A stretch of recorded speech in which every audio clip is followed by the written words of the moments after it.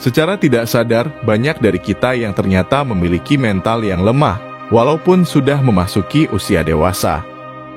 Faktor yang menyebabkan seseorang memiliki mental yang lemah pun bisa dipengaruhi oleh banyak hal, seperti lingkungan tempat tinggal, pola pikir yang melekat dari kecil, kurangnya pengalaman, hingga perlakuan yang didapatkan dari keluarga sejak kecil.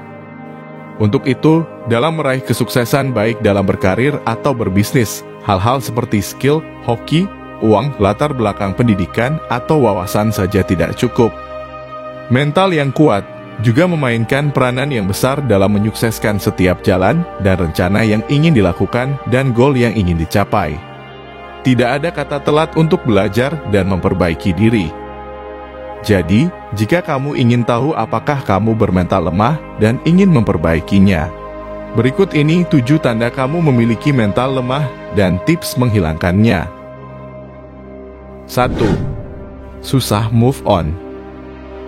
Julukan susah move on seringkali diberikan kepada mereka yang baru putus dan belum memiliki pacar. Padahal sebenarnya, susah move on itu tidak hanya seputar masalah percintaan saja. Orang yang susah move on artinya dia orang yang sulit melepas kenangan buruk, sulit memaafkan, dan tidak menyukai perubahan.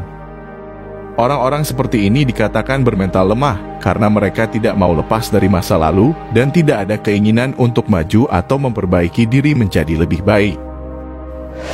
Tips: jika kamu atau ada orang terdekatmu yang memiliki sifat seperti ini, langkah awal yang bisa dilakukan untuk menghilangkan sifat ini sedikit demi sedikit adalah dengan banyak bercerita kepada sahabat, keluarga, atau orang yang dipercaya, bisa memberikan solusi terhadap masalah yang dialami. Kamu bisa juga mencoba hal baru yang tidak pernah kamu lakukan sebelumnya, untuk bisa mengurangi trauma dari masa lalumu seperti memelihara binatang, solo traveling, atau belajar hal baru seperti melukis, menyetir, menjahit, dan sebagainya. Aktivitas baru memang penting, tapi harus dipilih mana yang bisa menenangkan dirimu. 2. Tidak dapat membuat keputusan untuk diri sendiri. Sifat atau kebiasaan ini biasanya timbul karena kamu terlalu sering membiarkan orang lain mengatur dan mengarahkan arah hidupmu. Seperti orang tua yang memilihkan jurusan kuliah, atau membiarkan teman kelompok belajar yang memutuskan ide, atau tidak pernah berani menjadi pimpinan untuk sebuah organisasi. Kebiasaan membiarkan orang lain menentukan segala sesuatu yang berhubungan dengan diri kamu akan membuatmu menjadi ragu untuk memilih pilihanmu sendiri. Jika ini terus berlanjut, kebiasaan ini akan menjadi perilaku ketergantungan yang nantinya akan merugikan kamu di masa depan. Sesuatu yang terlalu banyak dicampuri orang lain dan bukan dari hasil keputusan sendiri, biasanya akan berujung terhadap penyesalan. Kamu tidak mau kan? Tips: cara memperbaiki hal seperti ini bisa dimulai dari hal kecil. Karena sifat ini bisa timbul karena kurangnya kemandirian dan terlalu bergantung terhadap orang lain. Perubahan kecil yang bisa dilakukan untuk mengurangi, bahkan menghilangkan sifat ini adalah dengan mencoba melakukan apapun sendiri, seperti pergi belanja sendiri, menonton film pilihan sendiri, makan di restoran favorit sendiri, atau pergi liburan sendiri. Dengan melakukan semua hal tersebut secara sendiri, kamu bisa belajar untuk memutuskan hal-hal kecil murni dari diri sendiri tanpa pengaruh dari orang lain. 3. Attention seeker. Attention seeker atau pencari perhatian adalah perilaku seseorang yang akan menggunakan berbagai cara agar bisa diperhatikan dan diakui. Biasanya, kebiasaan ini dimiliki oleh orang-orang yang memang terbiasa menjadi pusat perhatian, baik itu dari segi visual, latar belakang keluarga, atau kemampuannya. Biasanya orang-orang yang memiliki tanda-tanda ini akan melakukan hal yang bahkan tidak penting sama sekali hingga bisa merugikan dirinya sendiri hanya untuk sebuah perhatian atau pengakuan. Banyak yang mengira orang yang memiliki sifat attention seeker itu narsis atau terlalu mencintai dirinya sendiri. Padahal itu sama sekali tidak benar. Justru sebaliknya, orang yang memiliki sifat ini artinya kurang percaya dengan penampilannya sendiri. Nah, attention seeker adalah salah satu perilaku yang lahir karena kurangnya kepercayaan diri. Misalnya, demi mendapatkan perhatian sekitarnya, hingga menjadi orang lain, membeli barang yang tidak disukainya, memakan makanan yang tidak disukainya agar bisa diakui. Bahkan, untuk level yang lebih parah, attention seeker bisa sampai melukai dirinya sendiri demi menjadi pusat perhatian, baik dari sebuah kelompok atau terhadap orang tertentu. Tips: langkah awal yang bisa dilakukan demi mengurangi perilaku ini, bisa dengan mencoba traveling sendiri, di mana kamu hanya membutuhkan dirimu sendiri dalam menyelesaikan masalah yang kamu temukan selama traveling.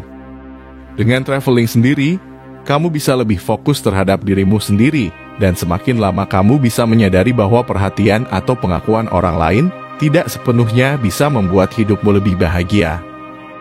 Selain itu, istirahatlah sementara dari media sosial yang bisa memicu rasa iri seperti Instagram, misalnya selama 2-3 bulan. Perbanyak baca buku tentang meningkatkan kepercayaan diri dan pengembangan diri. 4. Ketergantungan yang berlebihan. Apakah kamu merasa akhir-akhir ini kamu tidak bisa melakukan apapun jika orang lain tidak menyuruh atau melakukannya untukmu, baik itu kepada orang tua, teman, atau pacar? Kalau iya, itu artinya kamu sudah memasuki tahap perilaku ketergantungan yang berlebihan. Apalagi hal itu kamu alami pada usia produktif, yaitu 21 tahun ke atas. Di mana di usia tersebut harusnya kamu sudah bisa melakukan dan memutuskan segalanya sendiri. Jika ini terus dibiarkan, sifat ketergantungan berlebihan yang kamu alami saat ini bisa pelan-pelan merusak kepercayaan dirimu, sehingga bisa menyulitkan kamu dalam mencari kerja dan bersosialisasi. Tips: nah, cara menghilangkan sifat ketergantungan yang berlebihan ini adalah dengan mencoba melakukan segala aktivitas sehari-hari sendiri sebisa mungkin. Seperti memasak makanan sendiri, memilih hobi yang bisa mengekspresikan dirimu semaksimal mungkin seperti melukis atau memainkan alat musik. Dengan melakukan hal ini, kamu secara perlahan akan terbiasa melakukan setidaknya satu hal rutin secara mandiri, mulai dari mencari informasi sendiri, belajar sendiri, dan mempraktikannya sendiri. 5. Sulit mengontrol emosi. Sulit mengontrol emosi biasanya akan membuatmu melakukan hal yang impulsif atau tiba-tiba tanpa dipikirkan terlebih dahulu. Seperti berbicara yang bisa menyakiti orang lain, sampai melakukan tindakan yang bisa merugikan orang lain.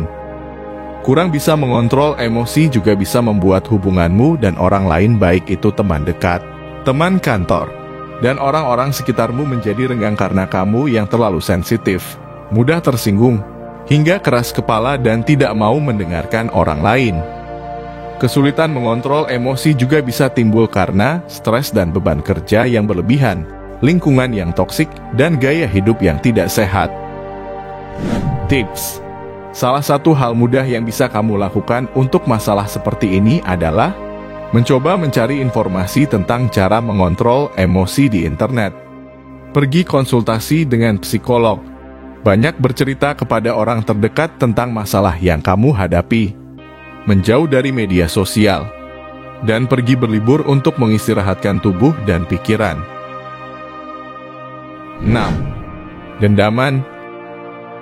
Dendam merupakan salah satu sifat kurang baik, di mana biasanya orang pendendam akan selalu mengingat keburukan atau kejahatan orang lain dan sering memiliki niatan untuk membalas kejahatan orang tersebut. Lalu, apa saja sih ciri-ciri orang yang dendaman dan apakah kamu memiliki ciri-ciri tersebut? Ciri yang pertama adalah sering mengungkit masa lalu. Kedua, suka menyindir orang. Terakhir, senang melihat orang lain susah. Tips: jika memiliki sifat mental lemah tersebut, kamu perlu mendekatkan diri dengan Tuhan, banyak berdoa, dan belajar memaafkan. Ingat, dendam hanya akan membuatmu penuh dengan kedengkian. Kalau begitu, siapa dong yang dirugikan? Diri kamu sendiri kan? Jadi, mulai dari sekarang, janganlah kamu membalas kejahatan dengan kejahatan, tetapi balaslah kejahatan dengan kebaikan dan prestasi. 7. Mudah menyerah. Nah, tanda terakhir bahwa kamu memiliki mental yang lemah yaitu mudah menyerah. Mudah menyerah adalah sekian dari banyaknya dampak negatif yang timbul karena kurangnya kepercayaan diri. Biasanya, sifat mudah menyerah timbul karena tekanan, baik dari lingkungan atau pekerjaan yang terlalu berlebihan tapi tidak memberi dukungan, sehingga seseorang memilih untuk menyerah lebih cepat bahkan sebelum mencoba. Untuk itu, dukungan dan nasihat adalah salah satu hal penting untuk membuat orang-orang yang mudah menyerah kembali semangat dan optimis dalam menjalani apa yang sudah direncanakannya. Tips: jika kamu merasa kamu tipe yang seperti ini, cara mudah yang bisa kamu lakukan untuk menghilangkan sifat ini adalah menerapkan komitmen bahkan pada hal sekecil apapun. Misalnya berkomitmen untuk hanya menghabiskan Rp30.000 per hari untuk makanan selama seminggu. Bisa juga berkomitmen untuk menghabiskan serial drama Korea favorit dengan catatan hanya menonton 1 episode per hari sampai episode akhir. Tidak ada yang salah kok menerapkan latihan memperkuat komitmen dan disiplin dengan hal-hal yang kamu sukai. Jangan lupa, catat setiap pencapaian yang kamu lakukan dan kembangkan latihan ini ke hal-hal yang lebih besar, seperti komitmen belajar alat musik atau memasak makanan sampai bisa. Nah, demikianlah 7 tanda mental lemah yang kamu miliki dan cara mengatasinya. Semoga bisa bermanfaat ya. Selain 7 tips tersebut, cara lain yang bisa membuatmu menjadi lebih baik secara mental adalah dengan menjaga kesehatan. Untuk itu, penerapan pola hidup yang sehat bisa memberikan pengaruh yang baik dalam usahamu untuk memperbaiki tidak hanya mental tapi juga kepribadianmu. Seperti kata pepatah, kamu adalah apa yang kamu makan. Mengkonsumsi hal-hal yang baik tidak hanya untuk tubuh, tapi juga mentalmu. Untuk itu, selalu optimis dan berpikir positif dalam memulai hari. Ingat, tanpa tubuh dan pikiran yang sehat, rencana apapun pasti akan terhambat. Jadi, tetaplah prioritaskan kesehatanmu. Terima kasih untuk kalian semua yang telah menonton video ini. Jangan lupa klik tombol subscribe dan nyalakan notifikasinya untuk mendapatkan update video lainnya dari channel ini. Kalau ada pertanyaan silahkan komen di bawah dan jangan lupa bagikan ke teman-temanmu.